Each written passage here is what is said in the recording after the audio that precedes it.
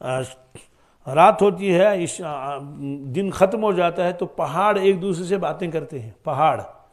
ایک پہاڑ دوسرے سے پوچھتا ہے کیا آپ کے پاس سے کوئی بندے مومن آج گزرا جس نے کچھ ذکر کیا ہو؟ تو وہ فخر سے کہتا ہے کہ ہاں، آج فلاں فلاں شخص یہاں سے گزرا تھا اور انہیں یہاں آ کر انہیں کیا کر لی، نماز پڑھ لی اور ذکر اذکار کیا. اس سے معلوم ہوا کہ جب لوگ سیر سپاٹے کے لیے جاتے ہیں، جنگلوں میں جاتے ہیں، پہاڑوں کی طرف جاتے ہیں، کوئی گلمرگ جاتا ہے، کوئی پہلگام جاتا ہے، کوئی کوثرناگ جاتے ہیں نا ان جگہوں میں، تو وہاں ضرور نماز کا اہتمام بھی کرنا چاہیے اور ان پتھروں پر بیٹھ کے کیا کرنا چاہیے، کوئی ذکر بھی کر لے، کیونکہ وہ پتھر بھی خوش ہو جائیں گے اور قیامت کے دن یہ ساری چیزیں اس کے لیے گواہی دیں گے کہ ہاں ایک بندہ یہاں سے گزرا تھا اور وہ اللہ کو یاد کر رہا تھا. چلتے چلتے تسبیح ہاتھ میں لے کے اور اللہ اللہ کر لے. ہم لوگ ایک مرتبہ ایک جنگل میں گئے جمعہ کے بعد، کیونکہ وہ جنگل بہت مشہور ہے، اور میں نے کہا ساتھیوں سے چلو چلتے ہیں. وہاں جب پہنچے چائے وغیرہ ساتھ لی تھی، میں نے کہا بیٹھو پہلے ذکر کر لو. کیا کر لو؟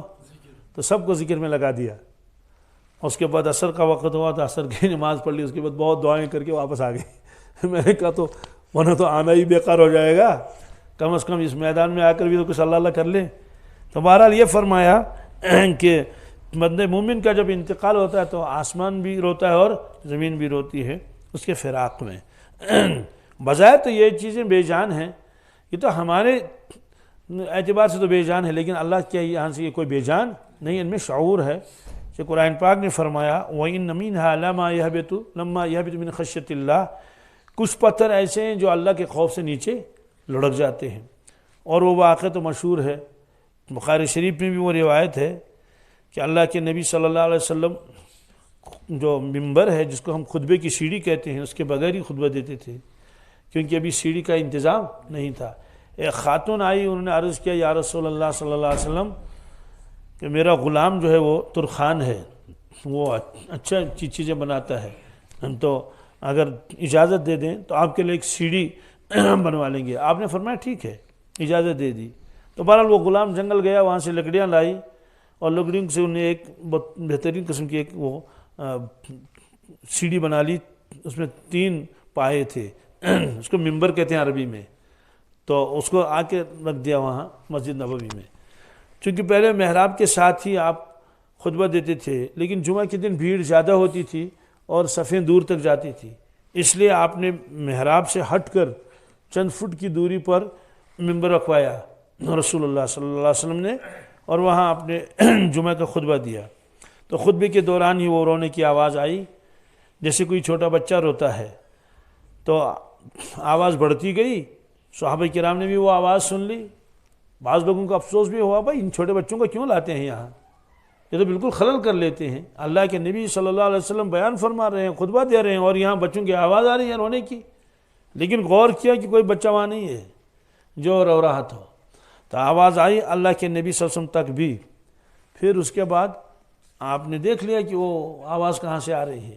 آپ نیچے اترے اور اس ستون کے پاس آئے اور اس سے باتیں کر لی. ماں یبکی کا، آپ کیوں روتے ہیں؟ انہوں نے کہا میں اس لیے روتا ہوں یا رسول اللہ صلی اللہ علیہ وسلم، آپ یہی خطبہ دیتے تھے، یہی نماز پڑھاتے تھے، میرے ساتھ ٹیک لگاتے تھے، اور اب تو آپ دور تشریف لے گئے تو میں تو محروم ہی ہو گیا.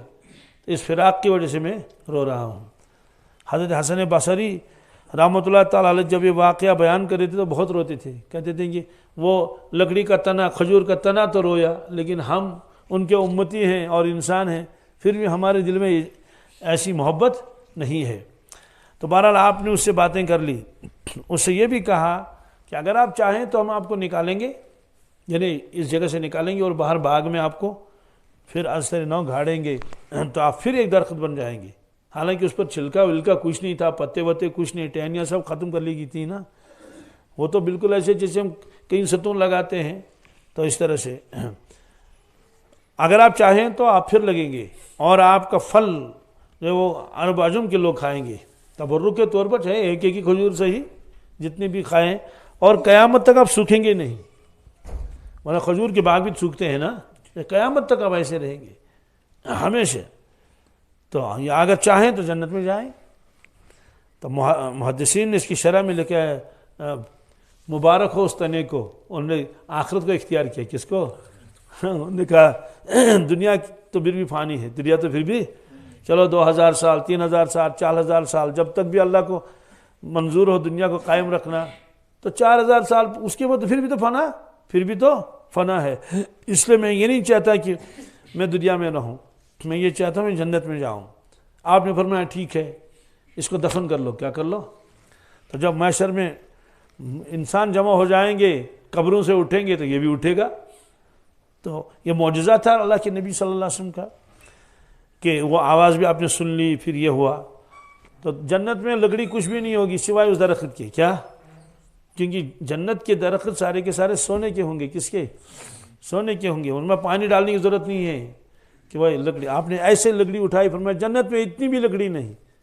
تو صحابہ کرام نے عرض کیا یا رسول اللہ صلی اللہ علیہ وسلم یہ جو ہم پھل کھاتے ہیں یہ تو لکڑی کے تو درخت ہیں، چاہے انگور کھائیں، چاہے انار کھا لیں، چاہے کھجور کھا لیں. آپ نے فرمایا کہ ہاں دنیا میں تو یہ لکڑی کے ہیں لیکن آخرت میں یہ لکڑی کے نہیں ہوں گے، سونے کے ہوں گے.